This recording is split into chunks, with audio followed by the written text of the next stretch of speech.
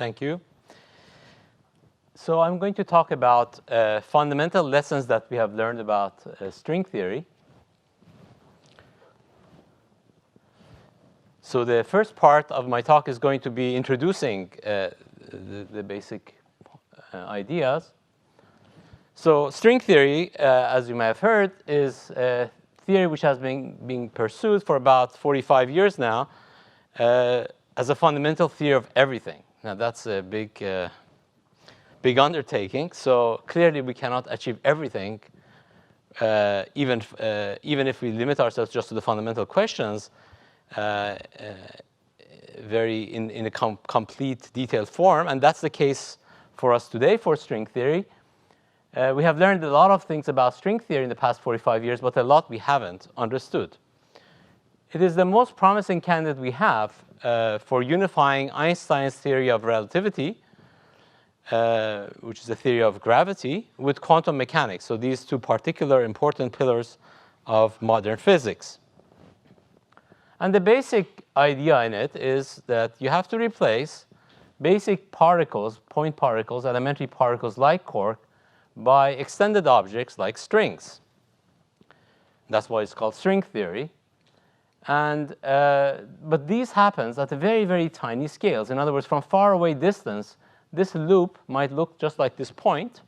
But if you zoom in to about a scale of about 10 to the minus 30 centimeters, then these particles might have some extended features like this string or membrane or some such things. And this is why we call it string theory, the importance of replacing elementary particles by these string-like excitations or string-like configurations. So for example, here is depicted a quark inside the nucleus, which can be viewed as a string if we kind of have a magnifying glass and look at it. And the basic process is for the strings, in terms of producing new strings or interacting, the strings combining, coming along and combining into another string in a very nice form. In this way, you see two strings joining, and the opposite process would have given you a string splitting into two strings. And this underlines all possible interactions that we could, in principle, envision.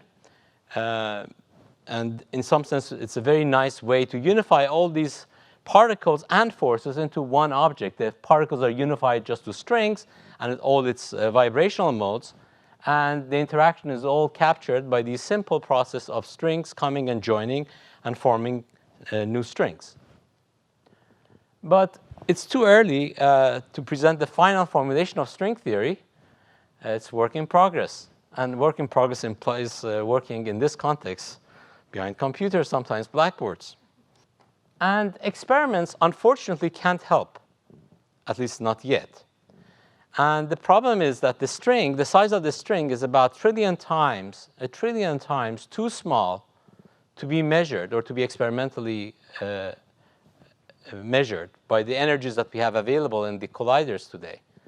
So it's very difficult to actually zoom in and give the pictures I was drawing. So therefore, we don't have the luxury of using experiments to guide us in building our theory.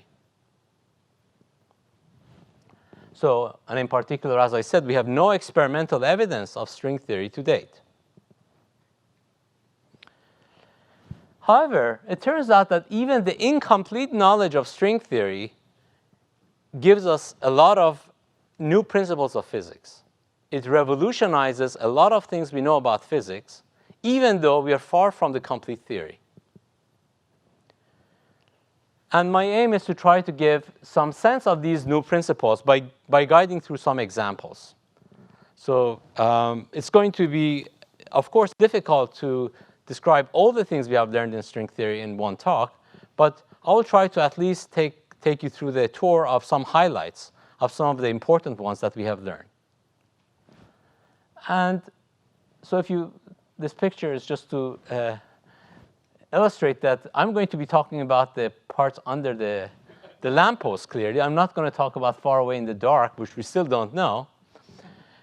But even what I'm going to tell you, even under the lamppost, there's a huge amount we have learned. And that's what I want to convey.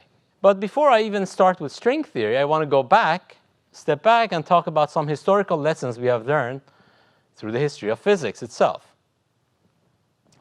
And in particular, I want to emphasize the fact that the development of physics and the new idea of physics comes always by giving up something we thought was fundamental and absolutely correct, something which we did not suspect can be false. This has happened again and again in physics, and as I will illustrate, string theory continues that tradition in that we have to give up a number of principles that we thought are sacred. For example, let's go back and remind ourselves that at some point Earth was viewed as the center of the universe. Now, in fact, the Greeks were very, very smart in recognizing, first of all, the fact that Earth was round, it's a globe, and they viewed, nevertheless, that the Earth is at the center of the universe. Okay? They didn't question that fact. Why not? It should be at the center of the universe. They didn't probably have this picture, but anyhow, they had the picture of some kind of a globe. And in fact, not only they had this idea that Earth is the center of the universe, they used it to argue why Earth is not moving. They thought Earth is not moving. So they wanted to explain why the Earth was stationary. And they had a very clever idea. They said, look, this is at the center of the universe. And if it were to move in any direction, it would break the fact that it's symmetric right at the center. So if it goes that way, you say, oh, no, it's not center anymore. You have lost the center, so it's not going to move. That was the argument for the Greek, that the universe, that not only we are at the center, but we are stationary. So they used the symmetry principle to argue why we are not going to be moving. The Earth is stationary. Now, of course, we recognize that this is a false statement because we know Earth is moving and so on. But what I wanted to point out here is the clever use of symmetry argument they used to try to convey a physical fact that they thought was true. But actually, they were really smart. In fact, Aristotle disagreed with this reasoning. And in fact, he said, yes, of course, Earth is at the center, but this does not necessarily mean that because of symmetry it cannot go anywhere, because symmetry can be broken spontaneously. And he illustrated this by a very simple idea. He said, well, suppose you have a circle, and you have somebody at the center of the circle, symmetric like Earth or whatever, and you distribute food equally along that circle. Now, he said, are you going to tell me that the guy is not going to move to the circle to get food after a while and is going to starve to death? Okay, so he was saying that symmetry is not enough to say that preferred position is at the center. You will break symmetry to gain food in this example. You go some direction, and therefore you break the symmetry. So at any rate, the idea here illustrates that the combination of the symmetries, symmetry breaking, and so on was already being discussed by the Greek all the way back then. But nevertheless, they thought Earth was at the center of the universe. Today we know that's one of the principles. That's not true. We have given up that long ago by now. There are other notions like this. For example, the absolute notion of time. There's time clicks everywhere the same way, we thought. And of course, this gentleman showed us we are wrong. Einstein showed that time is relative. We don't have an absolute notion of time. And it depends on which observer is measuring it. So the absolute notion of time also we gave up. How about the absolute notion of the state of a system? Now, what do I mean by a state of a system? Well, where things are. I mean, you say there's a particle there, there's this, that. Can you actually describe where things are in an absolute way? In other words, does it make sense to say where things are? And in fact, quantum fuzziness, the fact that if you try to describe the state of electrons in an atom, they look fuzzy. You cannot say exactly where they are when they have a given energy. They're kind of spread out. It says the absolute state of a system is also a little bit fuzzy. It's not quite possible to describe it that precisely. There's some fuzziness. So even that, we had to give up. So these sounded at the time, before these amazing revolutions in physics, sounded obviously correct. Earth was at the center of the universe. There was an absolute notion of time. And of course, you could say where everything is. And all of these by now have fallen down. These are not principles of physics anymore. Similarly, string theory calls for radical changes of our understanding of the fundamentals of physics. And as I said, even though we don't know the full theory, we know enough to know that this has to come about, and we have to have very different new ideas in physics. It is in some way reminiscent of early days of quantum mechanics, when they had discovered that things are wavy, but they hadn't quite written down the correct, precise equations that later was described by Heisenberg and Schrödinger. So we are in that stage in the development of string theory. We have understood that things are wavy, but we don't have a precise formulation of how that works. So this was of the way of a basic introduction to where we are heading. But I have to do the setting of the stage of what it is that, what kind of elements come into these new principles. And the most important thing that we have learned in string theory is duality. Almost everything we know, everything interesting we know in string theory is in some way captured by this concept of duality. What that means is the general statement that two very different looking things can nevertheless be the same thing. Okay, two things which look completely different can be manifestations of the same thing. This is the general meaning I want to use as duality, that two things are the same despite the appearances. So here, I have drawn a picture here that you should imagine like every point here describes a physical theory. So you pick a point in this, and every point you pick in this space corresponds to a solution in physics of some shape or something describing the physical theory. So you think about a particular point as fixing your theory. In that point, for example, the electrons have this and that property, and our universe looks this and that way, and so forth. That corresponds to a point. So it's a summary of the details of the physical theory is this point. But you can have different kinds of physical theories. This point can move around in this space. So this is the parameter space in which you can choose different kinds of physical theories. You can change the mass of the electron. You can add more particles, and this and that. So this is kind of motion in this space is changing the theory. And it turns out that there are some special corners in these theories where the physics looks very, very special. These corner theories, 1, 2, 3, 4, 5, 6 in this case I've denoted, describe physical systems in which description simplifies. So you have an easy description. In the middle, the description of physics is very complicated. But in these corner theories, things will become very simple. So these corner theories, these easy theories that we can access, where we can actually describe the theory, are analogous to reference frames in Einstein's theory, which are useful reference frames. So as you may recall, in the context of Einstein's theory, physics might look different depending on how fast you are moving. So physics can be described relative to a particular reference frame.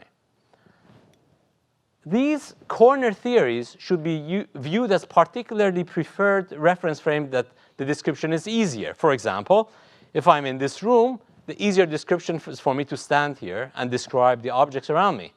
Of course, I could make a funny motion, go around in loops and so on, and describe the physics that I would see that way. Of course, that would not be very convenient. So similarly, these kind of corner theories are useful descriptions of the same system, but it's easier to describe it. So you could think about them that there are these easier versions of this theory that are somewhat analogous to reference frames for which this physics description simplifies. And I'm going to call these corner theories duality frames.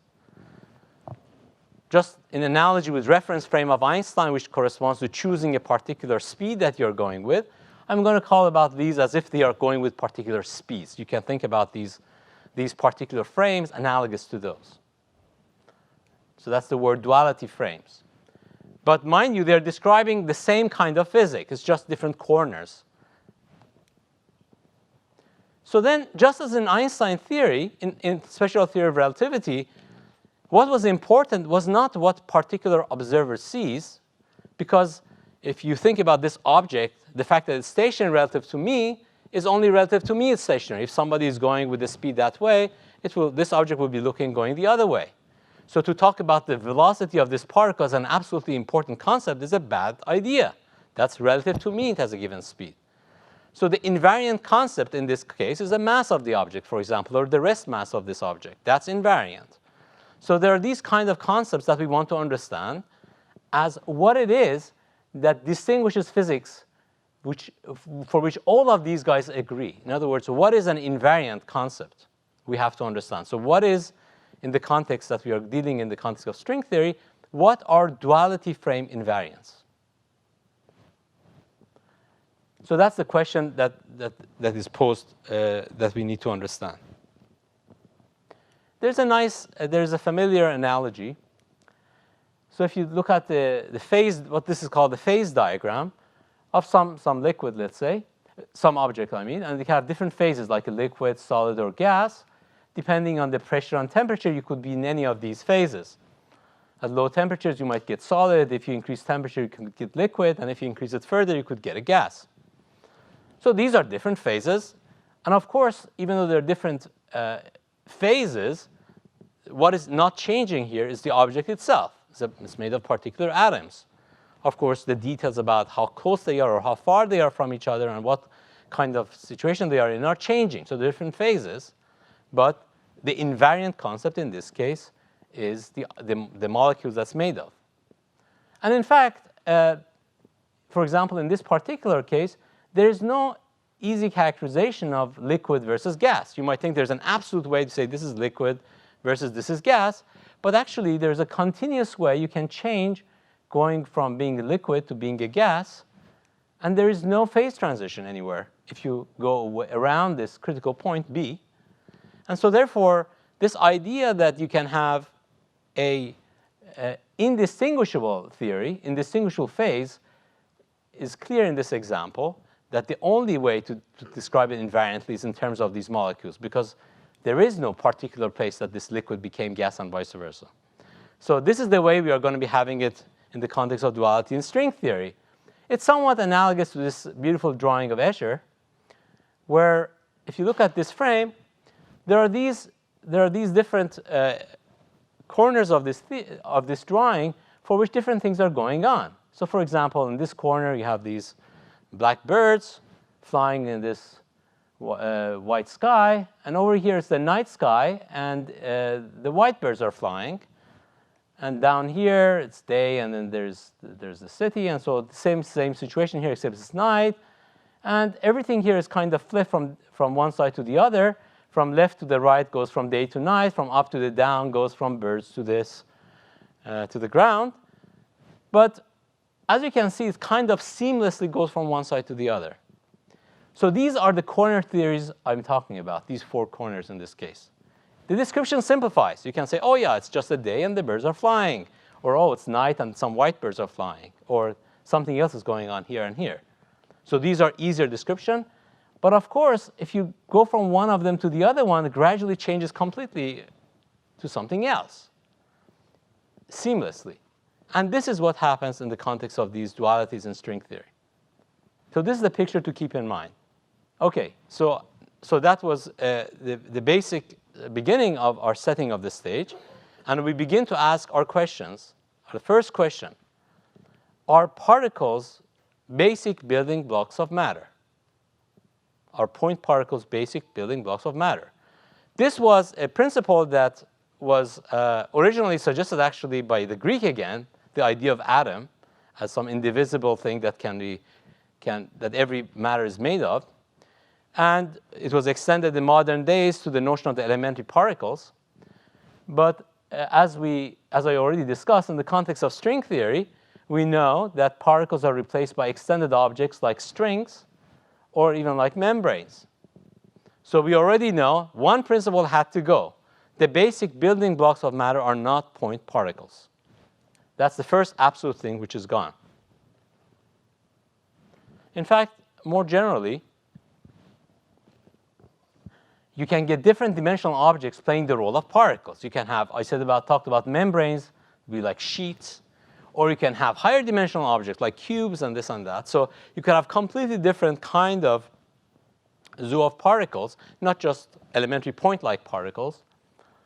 And in fact, you can have more interesting things like the analog of the particles stretching between each other. For example, you can have a sheet here, described here by this blue plane, and then you have another particle, which is this yellow one, which ends on it.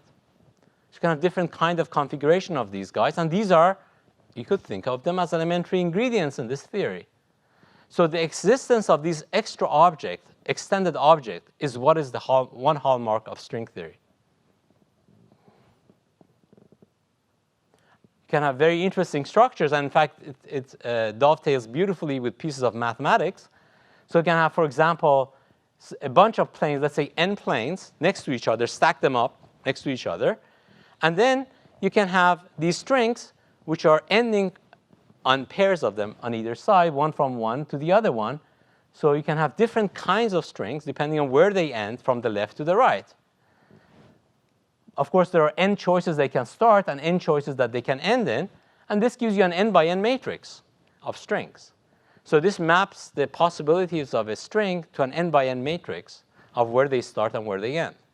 And this turns out to be related to the fact that n by n matrices sometimes can describe forces in physics. The gauge forces have a symmetry principle which is captured by an n by n matrix.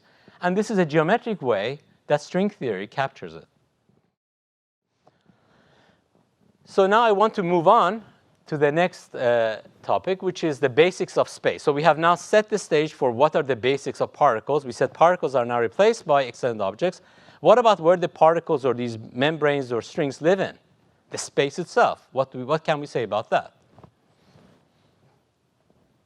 For example, the very basic thing about the space is that you can put a ruler stick and start measuring it, right? You can start measuring it. Is the notion of distance a well-defined concept? In Einstein's theory, it is. In Einstein's theory, you can come and measure the distance from one point to another. It's a perfectly well-defined question. So for example, if you have a circle and you want to measure it, one way of doing it for which you can get the radius is that you can send a light around it and measure how long it takes to come back. For example, this gives you a notion of the diameter of the space. So more precisely, the radius is the speed of light times the time it takes. So you can find out what's the diameter of the space. So there's a natural notion of the diameter of the space, which makes sense. But it turns out that the length is not a duality invariant concept in string theory. And in particular, you can imagine having a circle of some radius r and another circle of radius 1 over r. So when this circle is big, this circle will be small, and this is small. Then they're same size, and this is small, and this is big. So you can reverse the roles. They look very different in Einstein's theory. In one of them, if you send the light around, it takes a long time to come back. And here, the light takes a short time to come back.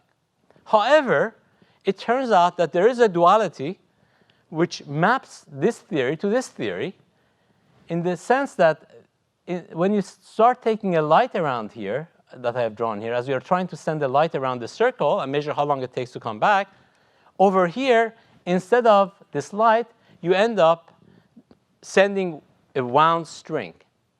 Instead of the light to be at a given point and taking it around, over here you have a string which is wound around the whole circle. And sending it around looks very strange, but you can.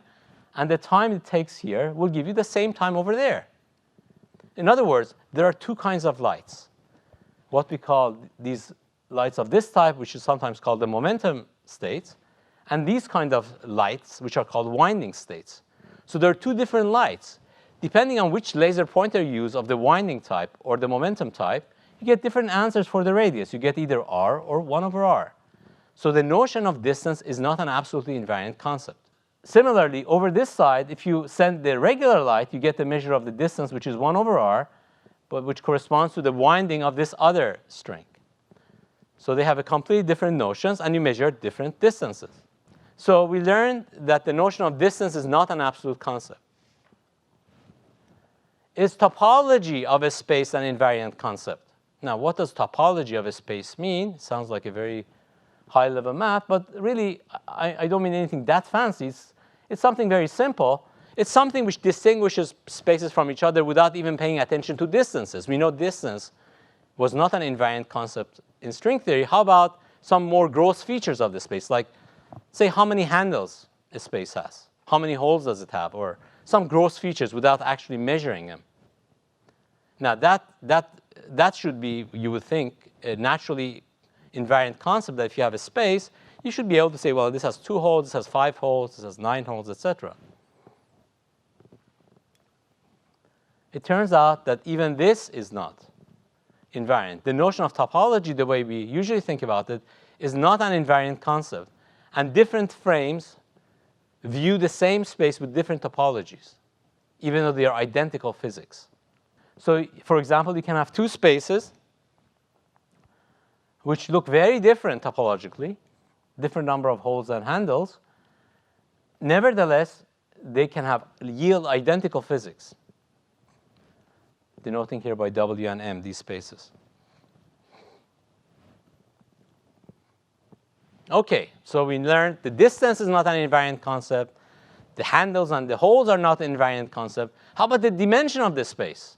That's the grossest, one of the grossest thing you can say in terms of the grossest characterization of the space you can say in terms of it, namely dimension. Is it 1 dimension, 2 dimension, 3 dimension? Is that an invariant concept? Is the dimension of space 3 plus 1?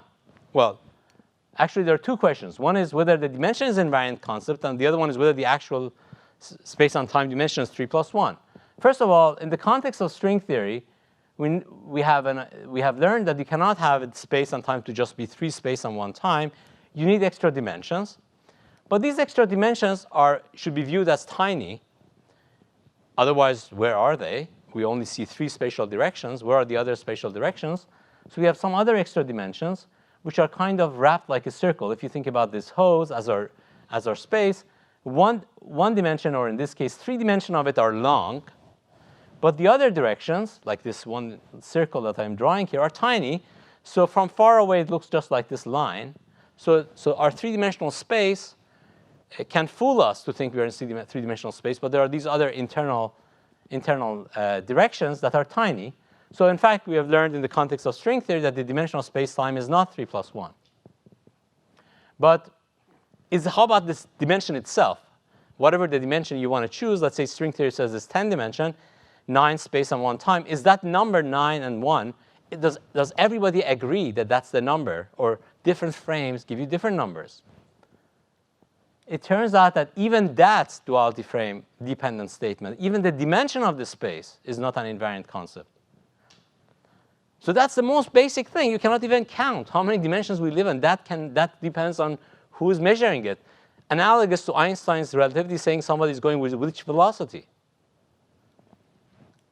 Namely, an example of it is that you can have, for example, a 10-dimensional space, looks perfectly 10-dimensional. But if you change one of the parameters in string theory, in this case what we call the coupling constant, an extra dimension emerges and looks 11-dimensional. Now, but you could say, OK, well, you could say that this is a trick because, after all, it was 11-dimensional. You're just looking far away. So that's a cheat. But actually, there are even more dramatic examples of this.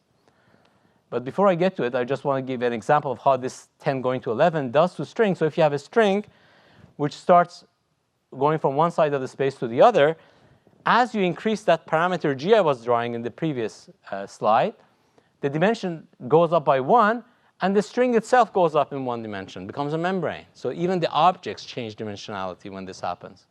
So it looks like a string becomes a sheet. And the space grows. But the more dramatic example of the change of dimension comes in the following example. You imagine the space and time to be 11-dimensional, 10 space and 1 dimension. This is a corner of string theory known as M theory.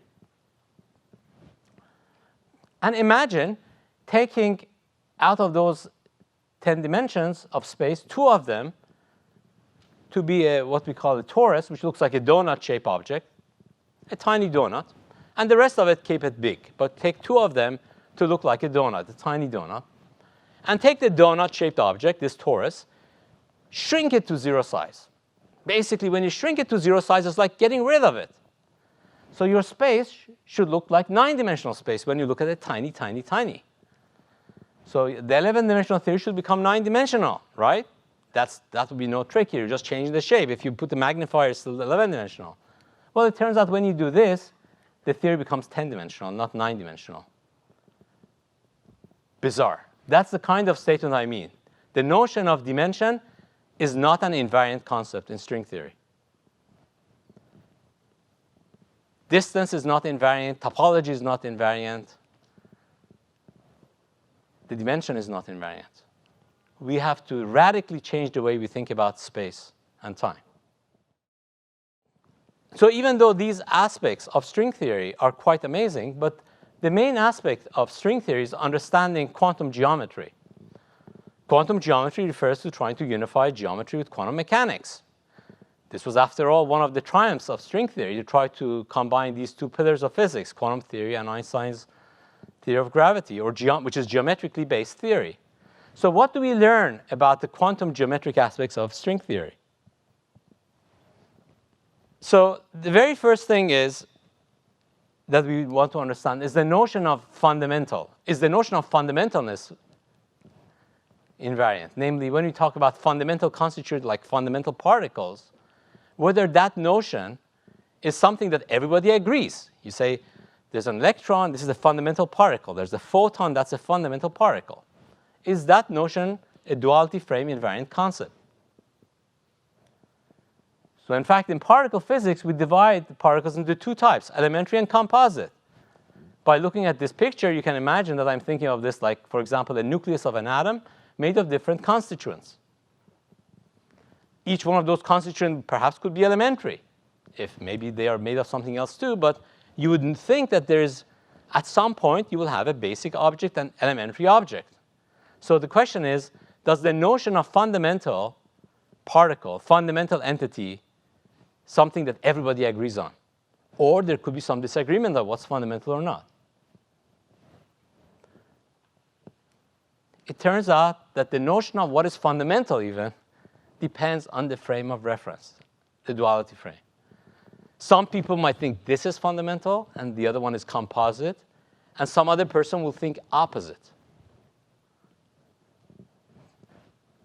So in fact, a nice example of this is in the context of monopoles versus electrically charged matter.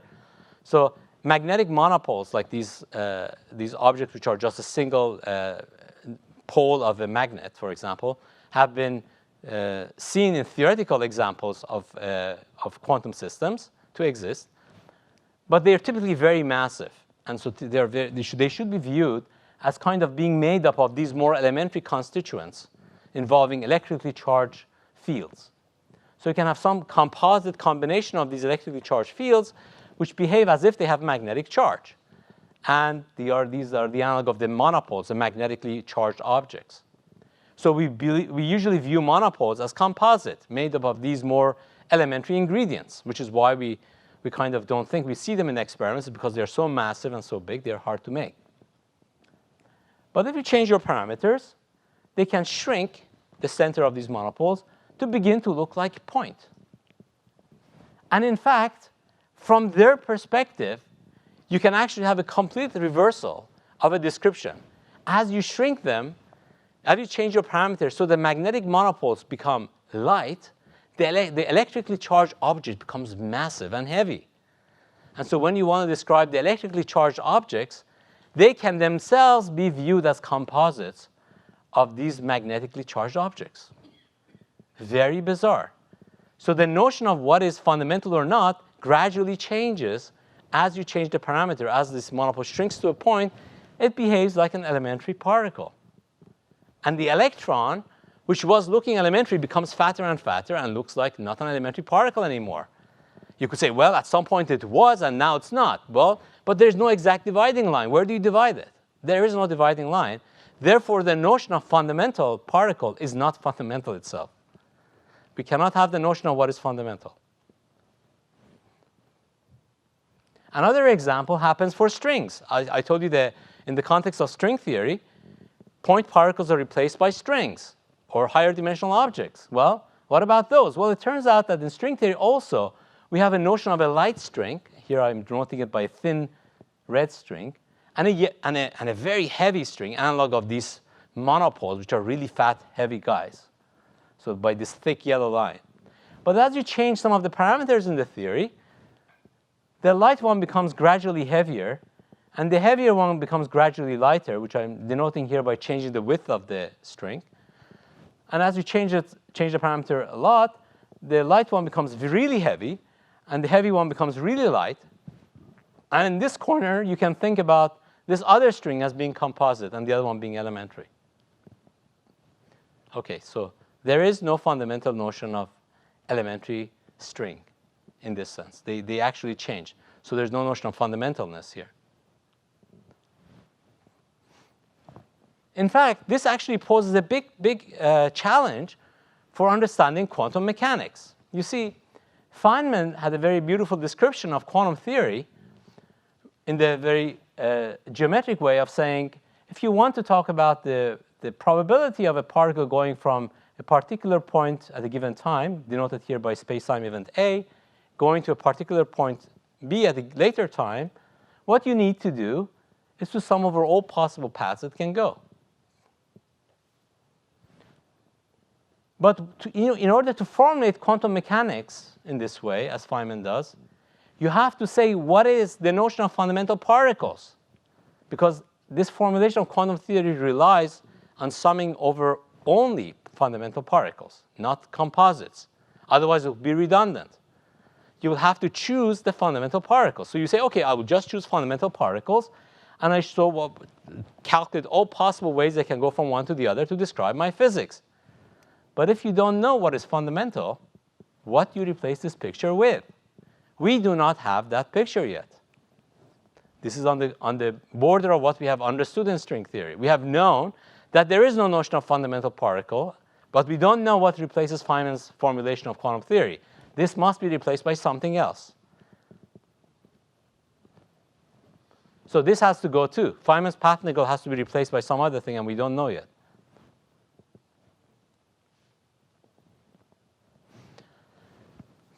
Now we're getting to even more basic things. Is the notion of quantum itself. What is quantum? Is that notion duality invariant concept? Do everybody agree that this thing is a quantum effect, or this thing is not a quantum effect? Is that notion duality invariant statement? So I told you quantum mechanics basically comes about by starting with something which we call the classical system, the usual system that we usually think about, but we quantize it, which means that it basically introduces a fuzziness. So for example, when I was describing the electron inside the atom, the position of the electron became fuzzy. So there's this fuzziness, which is quantum. So you could say, aha, if I look at the inside the atom, that fuzziness is a quantum effect, right? It's not point-like, it was just fuzzy. So you can distinguish the fact that there is some quantum effect. So in that case, it looks like an invariant concept. What is this fuzziness is the quantum effect. So I draw this by this picture, so you can have, I'm just drawing a shape of something like, say, the path of the electron or something. So classically, it could have some particular shape, very specific point going in the very specific trajectory. Quantum theory says, no, it's not exactly one point, it's actually fuzzy.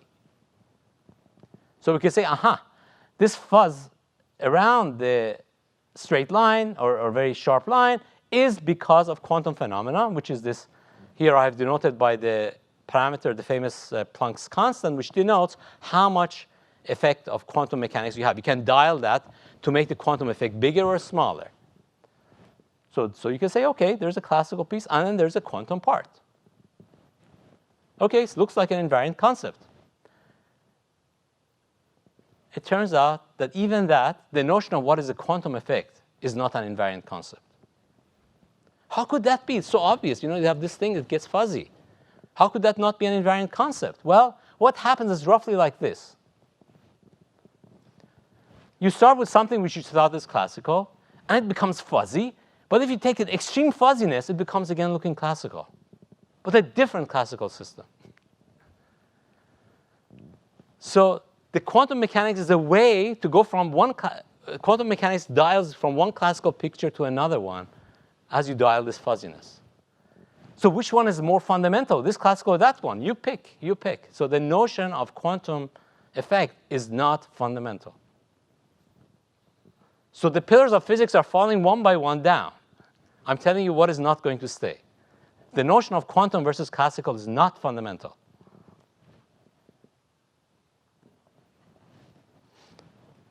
Does quantum matter exist in higher dimensions? Well, we know that in three-dimensional space on one time, there's matter, electron, quarks, this and that. Do they exist in higher dimensions?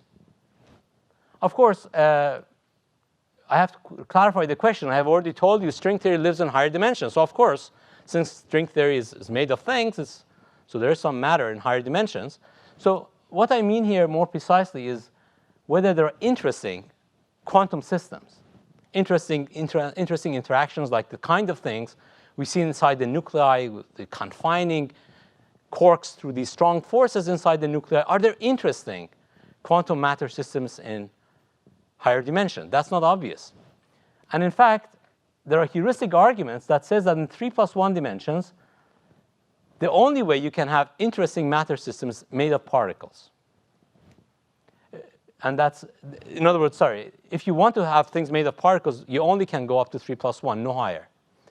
But in string theory, it turns out you can go higher, and it turns out you can go all the way up to 6 dimensions.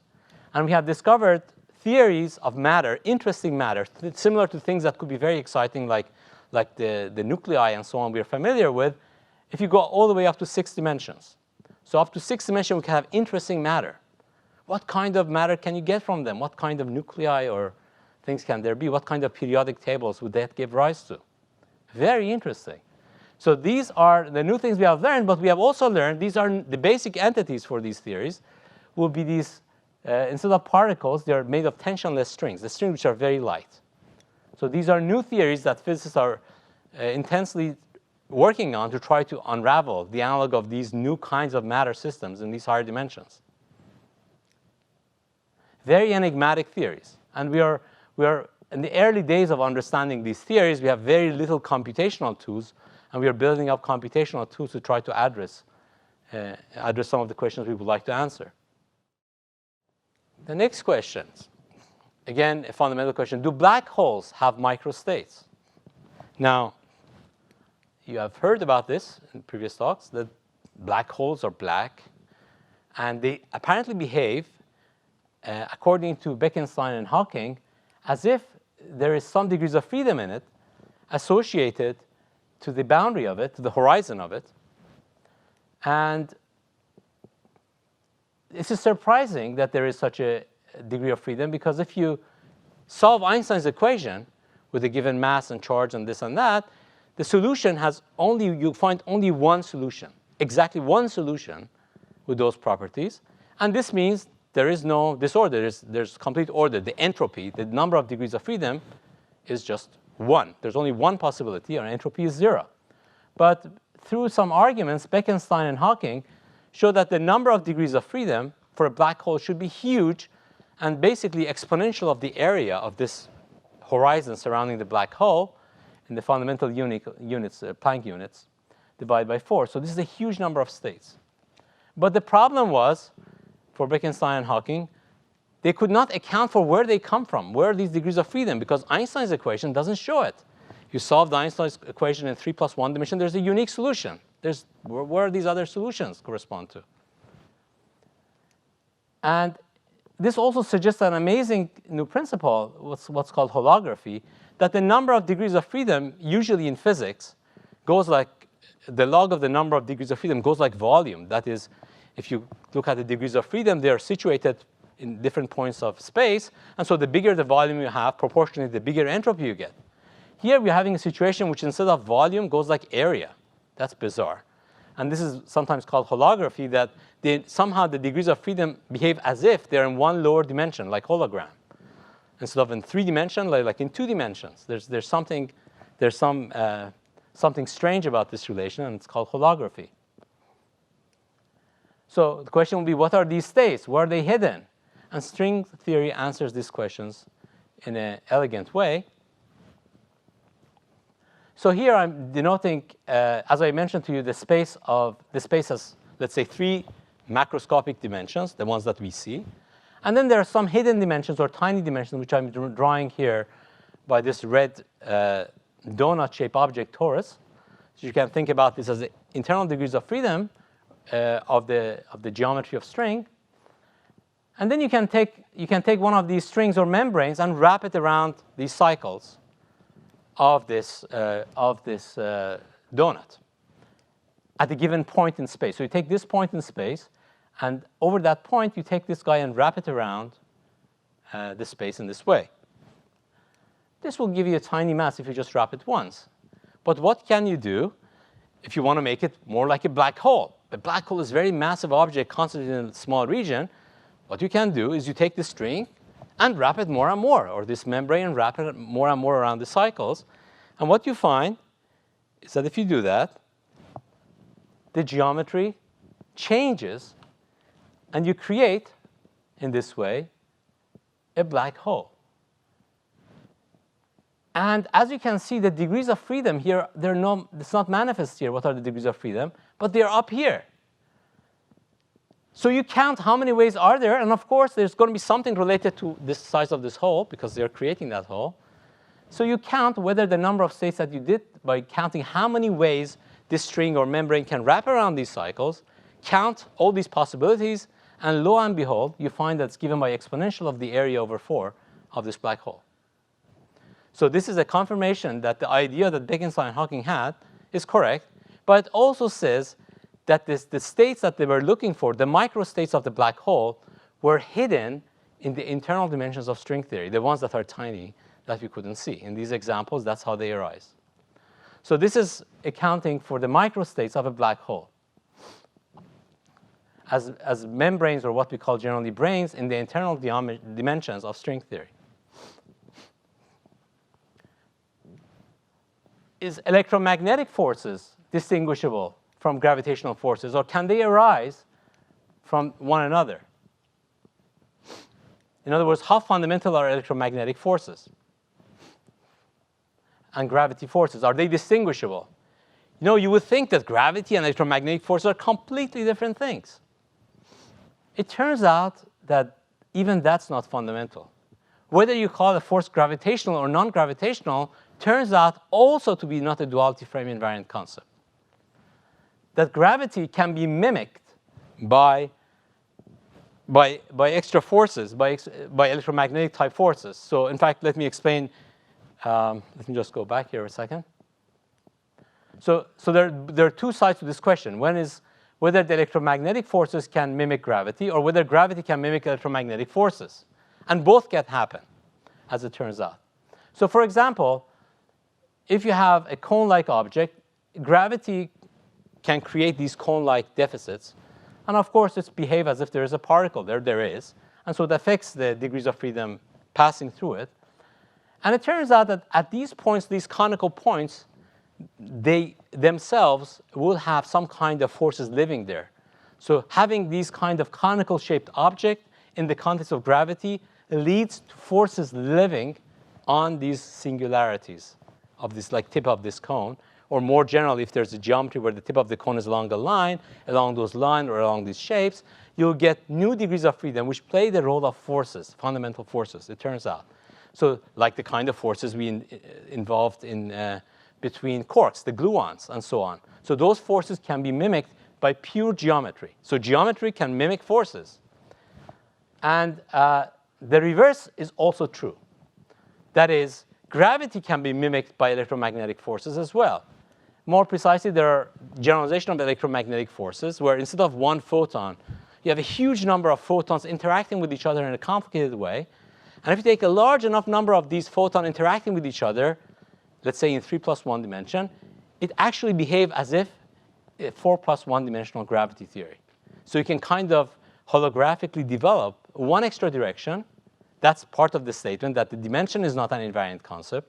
That shows there. But moreover, gravity is not distinguishable from gauge forces or electromagnetic type forces. So even that is not a duality invariant concept. So this is, here I'm drawing, thinking about the space as a four-dimensional sphere. If you can imagine a four-dimensional sphere as being the boundary of a five-dimensional gravitational theory. So you can describe what's going on inside here by properties of electromagnetic type forces on this boundary, and this is called holography. It's quite a remarkable phenomenon. So you can have exchanges of gravitons, etc., being described by properties of the theory on the boundary. And this can be visualized geometrically by saying that there is some phase transition in the context of string theory. You can have membranes stretched between two sides of the universe. And if you take a large number of them, so these membranes give you the analog of the n by n matrices, the way I was telling you. And so give you n squared type degrees of freedom on these matrices. If you take n to be very large, it turns out to change the geometry of space itself. And the space undergoes a transition where they disappear and they replace these branes by fluxes. And this actually is the geometrical underpinning of this holography that I was just describing. The next question is the universe unique? Now, this is surprising. The universe, of course, is unique. That's the word universe. I mean, it sounds like it's an obvious answer to that question. And in fact, that is not even true. The universe, or the potential universes, or logically consistent universes, are not unique in string theory. And we have a huge number of allowed consistent solutions in string theory. So there's no uniqueness. There's a huge landscape of possible universes which are consistent in string theory. And this is sometimes called multiverse. And each one have their own properties. And we seem to be living in one of these very exceptional corners of this landscape with very exceptional forces, with very special properties of dark energy and this and that. But nevertheless, the potential vast possibilities of all possible string landscape is enormous. So that's also strange. The uniqueness of the universe is also not true. So let me conclude by telling you that string theory has been leading to a revolutionary revision of many fundamental and long-held principles of physics. There are many hints for a new principle of physics to take hold, and where duality frames play the same role as Einstein's reference frames. But we have not come up with that overarching principle that combines all these into one fundamental law of nature. And so it's clear, nevertheless, that by the time the dust settles, physics will look very different. Thank you.